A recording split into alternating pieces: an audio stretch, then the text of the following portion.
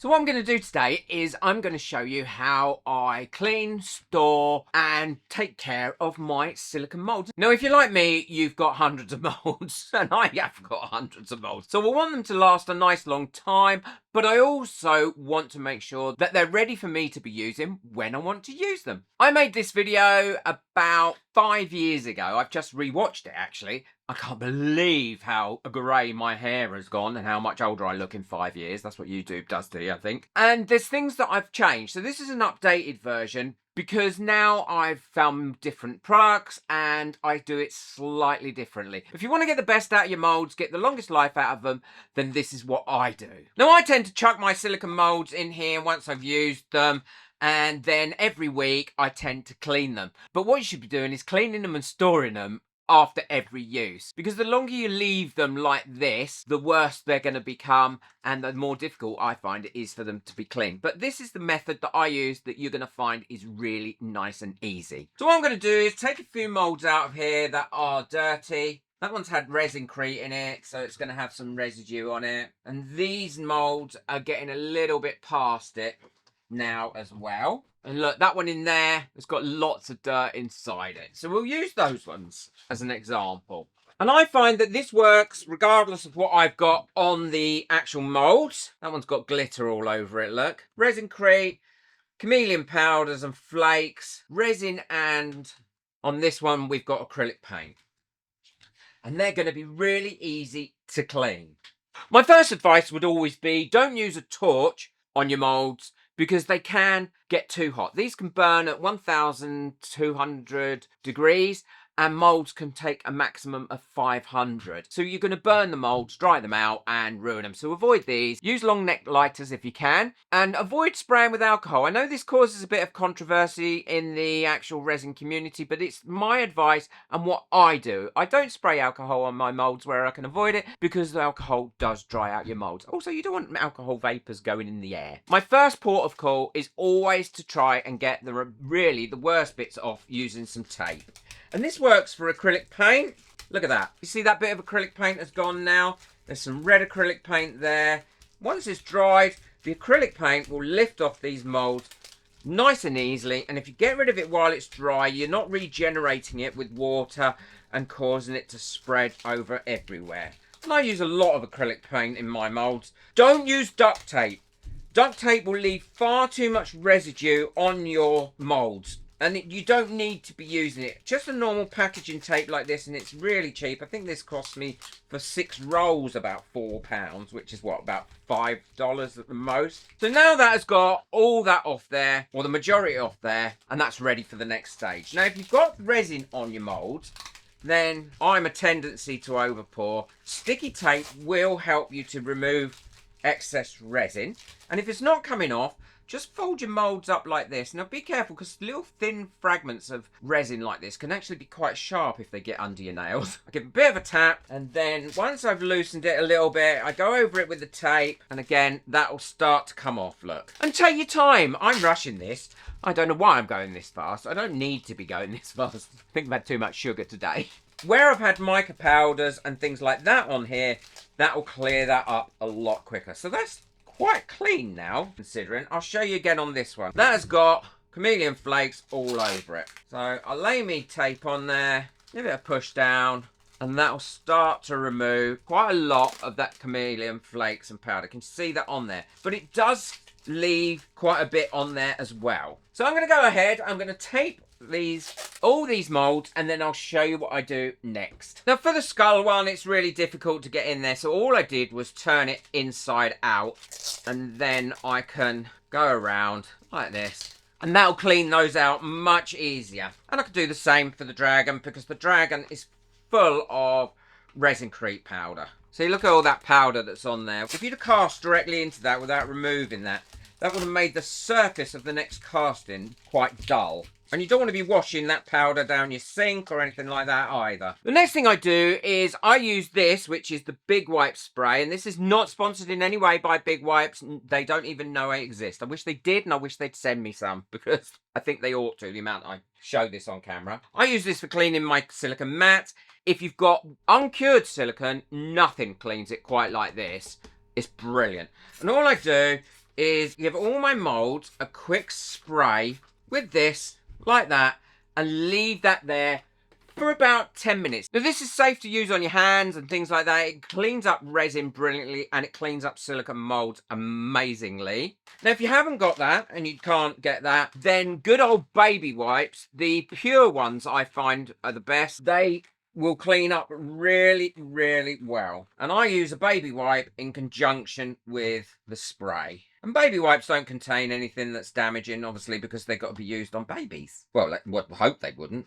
But I also find that big wipe spray helps me to get rid of any residue, glitter, and bits and pieces like that. Look how nice and clean that is now. And I'll put that to one side. There's 2 more stages for me to go. And if you look here, you'll see how easy that is to clean that off. It wouldn't come off with the tape. The other thing, don't use kitchen towel or paper towel on this. This is quite rough and it will dull your mould quite quickly if you rub hard with this. Gently give that a bit of a wipe over wherever you've got anything that you need to clean off. Well, finished cleaning that one now, and as you can see, it's lovely and clean. All those chameleon flakes and everything have now gone from there. So I'll put that back to that side, ready for the next stage. Finish these all off, and then we can get on to the final stretches of finishing cleaning them and how to store them. As you can see, they're now much cleaner than they were. And to be honest, if you went ahead and used them now, you wouldn't have too much of a problem. You might have the odd little flake of glitter or something on them, but they'd be much better off than if you hadn't done those stages. And I've probably taken, so far, I'm looking at my clock, about 8 minutes doing all this. And I've been recording as well. I've got one more stage for the cleaning, and then I'll show you how I store them to get the best out of it. The next thing I do is I've got a bowl of warm water here. Now, it's not hot at all. It's just warm with a little bit of soap in it. It might look like I've got a lot of soap in it, but actually I put the soap in first and run it, so it was all mixed in really well. And then I'll put my moulds in it, like that, and I'll leave them in there for about 10 minutes. Just soaking away. I might put my hand in and give them a squidge around in case there's any bits in there and give them a bit of a shake like that. But other than that, all I'll do is just leave them in there to soak for about 10 minutes. It doesn't matter if you do it for longer. If you let the water go cold and there are little particles in there, they tend to stick back onto the mould for some reason. Don't know why. There must be some chemistry or science behind it. I'm not a chemist or a scientist. These have had now about 10 to 12 minutes. They are looking quite clean, and all I'm going to do now is rub over them with my hands, and that will help clean off any little bits that are stuck on there, and then dip them in. Look how lovely and clean. That's a mark in the actual mould, but look how lovely and clean they are. I don't want any of the bubbles left on there, so what I'm going to do is pop in the kitchen and give them a little bit of a rinse under the tap to get rid of some of these bubbles. Your hands are a lot more gentle than paper towel and things like that, and certainly sponges and scrubbing things. I mean, you remember how dirty that was, and then that is pristine now. And that one as well, that was really coated and badly covered in resin and other bits and pieces, glitter and things like that, and now it's lovely and clean. These were covered in micro glitter. I can't see any on there now. So now I'm ready to run those under the tap and just give them a rinse off. So they're all nice and rinsed. Before I let these dry, I give them a quick flick like that to flick off any water, and look, they're almost dry now. And then I lay them on either a cloth or some paper towel like this to dry out completely. I want them to be completely dry before I put the final stage on them and put them away. And some of these moulds I might not go back to for about a year or more, and I know as soon as I go back to them, they're going to be absolutely fine and ready to use straight away. Now, if you're a bit impatient and you can't be bothered to wait for these to dry, then you can get a hairdryer on a medium heat. I wouldn't have it on a high heat, and you can dry them like that. If you see an odd speck of glitter, like there's a tiny speck of glitter on this one here, and all I'm going to do is remove that now, and that's gone. And look how lovely and clean that is. And it's dry everywhere, and I can turn that back in the right way. Give it a bit of a wipe over on the outside. as well, because the outside's really important, because if your outside's dirty, that's going to find its way into the inside and then recontaminate that mould. Now, I don't find that I get any water spots with it like this in there at all, but the next stage would stop that anyway. Now those moulds are lovely and clean, we can now get them ready to store. Now, this might seem like a lot of faff, but actually it isn't. It doesn't take long at all, and if you get into this habit, you will be really surprised how much longer and how much better your moulds work for you. They're all dry. Look how lovely and clean that one is now all the way through. Remember what it looked like before? And that one and the others. I use a silicone mould release on my moulds, and I use it all the time. I don't show it in videos very often because it gets a bit dull and boring me saying it. I very rarely use a mould unless I've sprayed mould release on it. I don't use the really expensive ones. I don't feel I need to, but I do use the ones that are designed for silicone. And I'll link it in the description below along with everything else, so if you want to get hold of it, you can. And all I do now,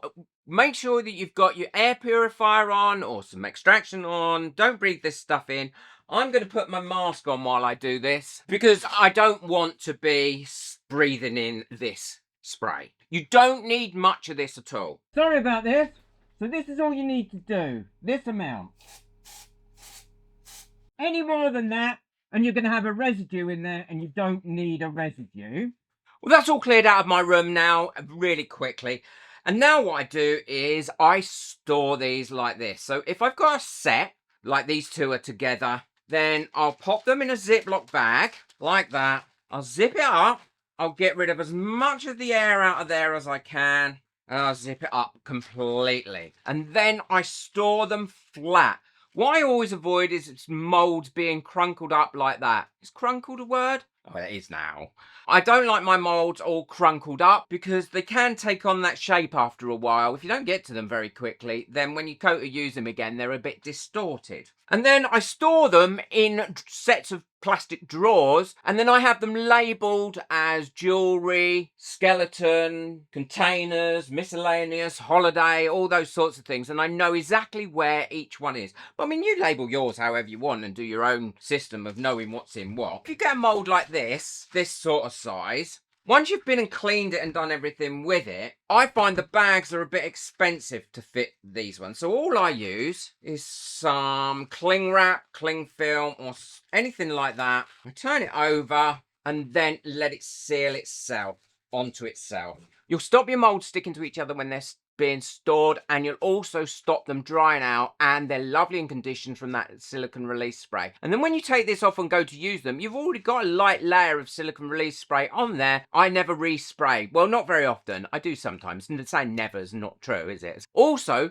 using a release spray will make a massive difference to the amount of time that your mould will last because you're not doing as much damage to it each time you cast in it. I've got all those nicely wrapped up now. They're all clean, they're all ready to use, and I can now put them away. Well, I hope you've enjoyed this updated version. Not much has changed, to be honest, in the last 5 years, apart from my hair. I'll probably make this video again in another 5 years' time, and I won't have any hair left.